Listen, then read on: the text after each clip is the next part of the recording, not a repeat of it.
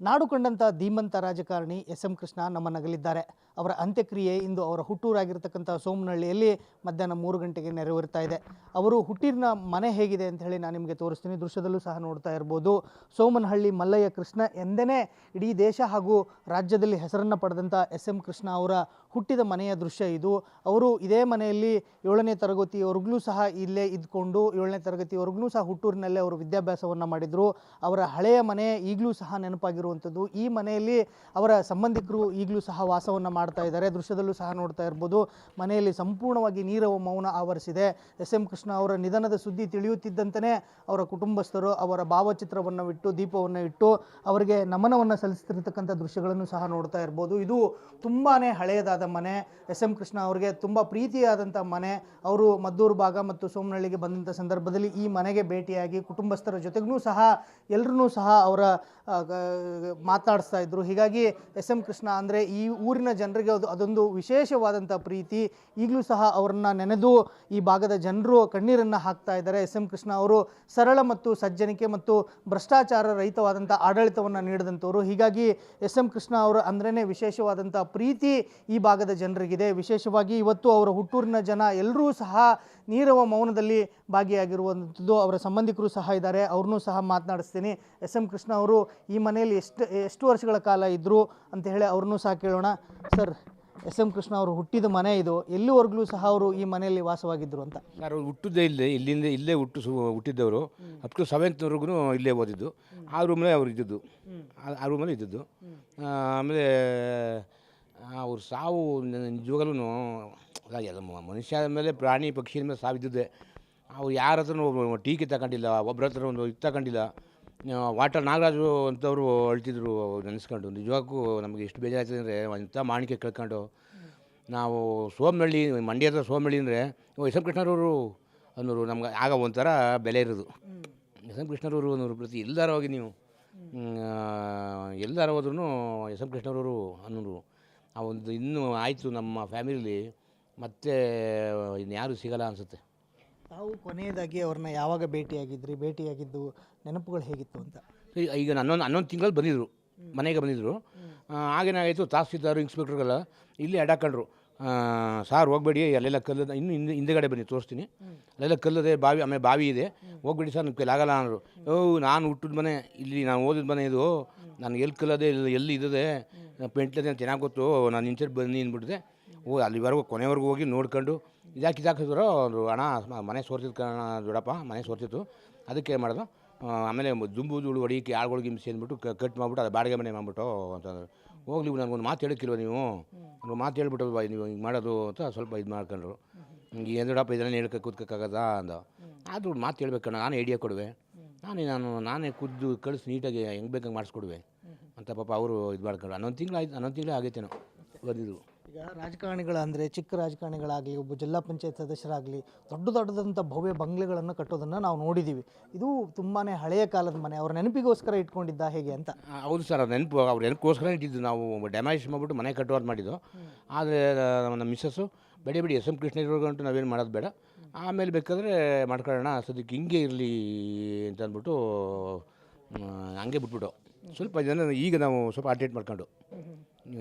ಮನೆಗೆ ಬಂದಾಗೆಲ್ಲ ಹೇಗೆ ಮಾತಾಡ್ತಿದ್ರು ನಿಮ್ಮ ಜೊತೆಗೆಲ್ಲ, ಏನೆಲ್ಲ ಹೇಳ್ತಿದ್ರು ನಿಮಗೆ ಅಂತ?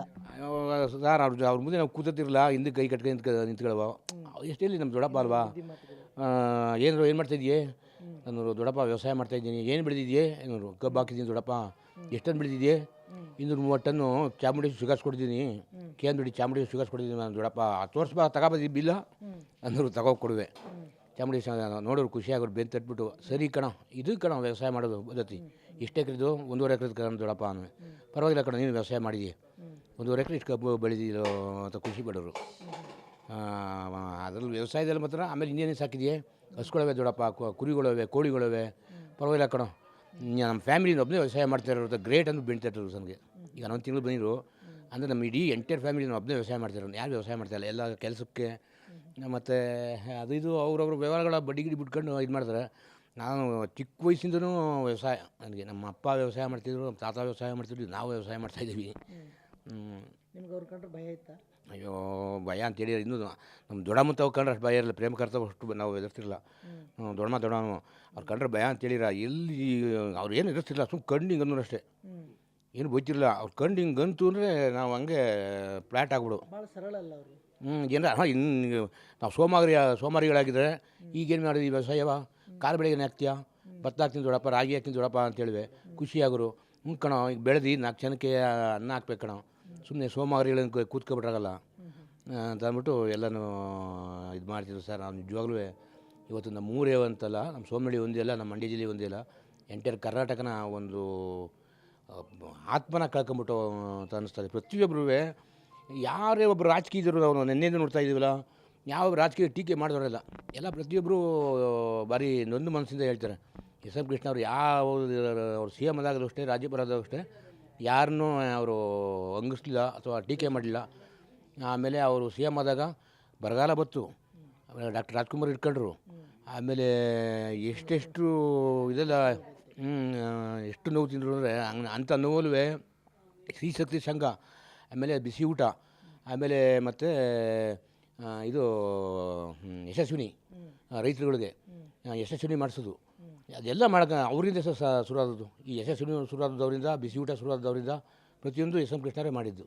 ನಿಮ್ಗೆ ಯಾವತ್ತೂ ಸಹ ಆಸ್ತಿ ಮಾಡ್ಕೊಳ್ಳಿ, ತೋಟ ಖರೀದಿ ಮಾಡಿ ದುಡ್ಡು ಮಾಡ್ಕೊಳ್ಳಿ ಅಂತ ಹೇಳಿಲ್ವಾ ಯಾವತ್ತು?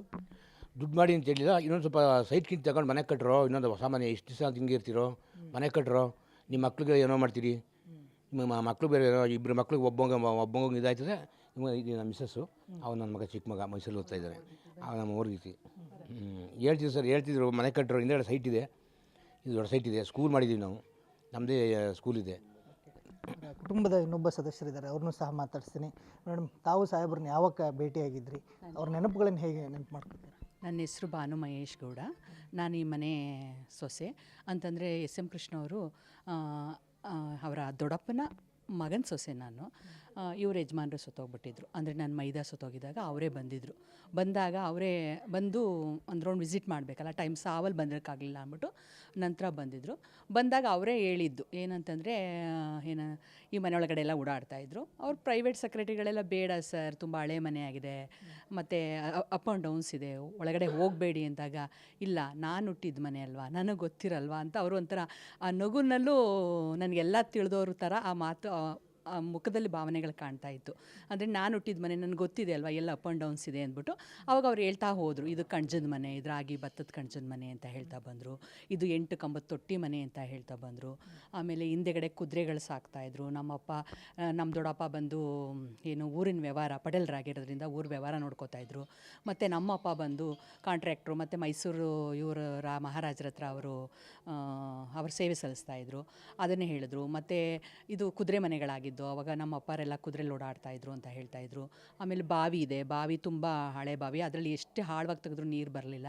ಆವಾಗ ಯಾರೋ ಪುರೋಹಿತರು ಹೇಳಿದರು, ಏನಂದರೆ ಆ ಬಾವಿ ತುಂಬ ರಾಗಿ ತುಂಬಿದ್ದು ಪ್ರತಿಯೊಬ್ಬರಿಗೂ ದಾನ ಮಾಡಿ ಅಂತ ಹೇಳಿದ್ರು. ಆವಾಗ ಆ ದಾನ ಮಾಡಿದ ನಂತರ ನೀರು ಬಂತು ಅಂತ ಹೇಳಿದ್ರು.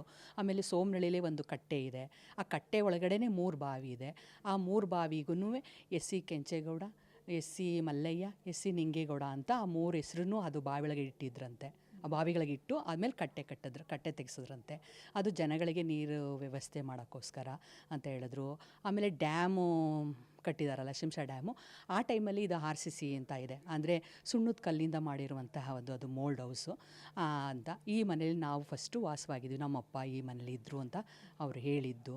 ಈ ಥರದ್ದೆಲ್ಲ ಗೊತ್ತಿದೆ. ಮತ್ತು ರಾಜಕೀಯದ ವಿಚಾರದಲ್ಲಿ ನಿಮಗೆ ಗೊತ್ತಿದೆಯಲ್ಲ, ನಾವು ಅಂದರೆ ಈಗ ಅವ್ರ ತಮ್ಮವರು ಎಕ್ಸ್ಪೈರ್ಡ್ ಆದರು.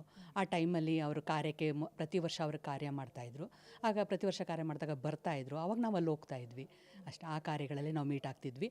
ಮತ್ತು ಇವಾಗ 48 ದಿನ ಪೂಜೆ ಇಟ್ಕೊಂಡಿದ್ದಾಗ ಅವ್ರ ಮಗಳು ಶಾಂಭವಿಯವರು ಬಂದು ಆ ಪೂಜೆಯಲ್ಲಿ ಅವರು ಪಾಲ್ಗೊಂಡ್ರು. ಏನಕ್ಕೆ ಅಂದರೆ ಕೃಷ್ಣ ಅವ್ರಿಗೆ ಹುಷಾರಾಗಿಲ್ಲದೆ ಇರೋದ್ರಿಂದ, ಅವ್ರು ಬರೋಕ್ಕಾಗದೇ ಇರೋದ್ರಿಂದ ಅವರೇ ಅವರಿಗೆ ಅದೇ ಆಂಜನೇಯ ಅಂದರೆ ತುಂಬ ಇಷ್ಟ ಅಂದ್ಬಿಟ್ಟು ಅವರು ಅದಕ್ಕೆ ಅಂತಲೇ 4 kg ಬೆಳ್ಳಿನ ಕೊಟ್ಟು, ಆ ಬೆಳ್ಳಿಯಲ್ಲಿ ಲೇಪನ ಮಾಡ್ಸೋಕ್ಕೆ, ಆಂಜನೇಯಂಗೆ ಲೇಪನ ಮಾಡ್ಸೋಕ್ಕೆ ಕೊಟ್ಟರು. ಅವರು ಸಹ 48 ದಿನವೂ ಸಂಕಲ್ಪ ಮಾಡ್ಕೊಳ್ಳುವಾಗ ಇದ್ದರು.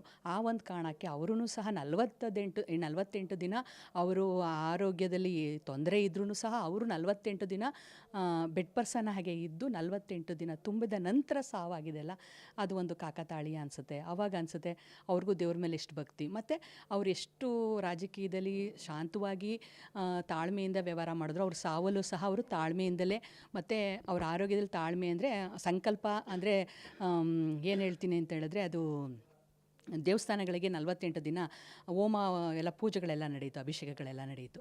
ಆ ಅಭಿಷೇಕಗಳಲ್ಲಿ ಪ್ರತಿದಿನ ಗ್ರಾಮಸ್ಥರೆಲ್ಲ ಸೇರಿ ಅಭಿಷೇಕಗಳ ಮಾಡಿದ್ರು. ನಂತರ ಸಂಜೆ ಪ್ರಸಾದಗಳ ವಿತರಣೆ ಮಾಡ್ತಾಯಿದ್ರು. ಒಟ್ಟು 48 ದಿನ ಮಂಡಲ ಪೂಜೆಗಳ ಮುಗಿಯುವವರೆಗೂ ಅವರು ಇದ್ದು ನಂತರ ಸಾವನ್ನ ಕಂಡರು.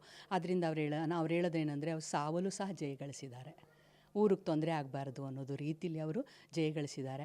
ಅವರ ಆತ್ಮಕ್ಕೆ ಶಾಂತಿ ಸಿಗಲಿ, ಮತ್ತು ಅವರ ಒಂದು ಗುಣಗಳು ನಮ್ಮ ಊರಿನ ಗ್ರಾಮಸ್ಥ ಮಕ್ಕಳಿಗಳಿಗೆಲ್ಲ ಬಂದು ಅದೇ ಥರ ಹೆಸರುವಾಸಿಯಾಗಲಿ ಅಂತ ದೇವರಲ್ಲಿ ಪ್ರಾರ್ಥನೆ ಮಾಡ್ಕೋತೀನಿ. ನಮಸ್ತೆ. ಇದಿಷ್ಟು ಅವರ ಕುಟುಂಬದ ಸದಸ್ಯರುಗಳ ಮಾತು. ಎಸ್ ಎಂ ಕೃಷ್ಣ ಅವರು ದೇಶ ವಿದೇಶವನ್ನು ನೋಡಿರ್ಬೋದು, ಆದರೆ ಅವರ ಹುಟ್ಟೂರಿನ ಮನೆಯನ್ನು ಅವರು ಯಾವತ್ತೂ ಸಹ ಮರೆತಿರಲಿಲ್ಲ. ಈ ಊರಿಗೆ ಬಂದಂಥ ಸಂದರ್ಭದಲ್ಲಿ ಈ ಮನೆಯಲ್ಲೇ ಇರ್ತಿದ್ರು, ಮನೆಯ ಕುಟುಂಬದ ಸದಸ್ಯರ ಜೊತೆಗೆ ಸಾಕಷ್ಟು ಒಡನಾಟವನ್ನು ಹೊಂದಿದ್ರು ಅನ್ನೋ ಒಂದು ಮಾತುಗಳನ್ನು, ಆ ನೆನಪುಗಳನ್ನು ಅವರ ಕುಟುಂಬಸ್ಥರು ನೆನಪಿಸ್ಕೋತಾ ಇರುವಂಥದ್ದು. ಕ್ಯಾಮ್ರಾಮನ್ ಪಂಪಾಪುಜಿ ಜೊತೆ ವೀರೇಶ್ ದಾನಿ, ಗ್ಯಾರಂಟಿ ನ್ಯೂಸ್, ಮದ್ದೂರು.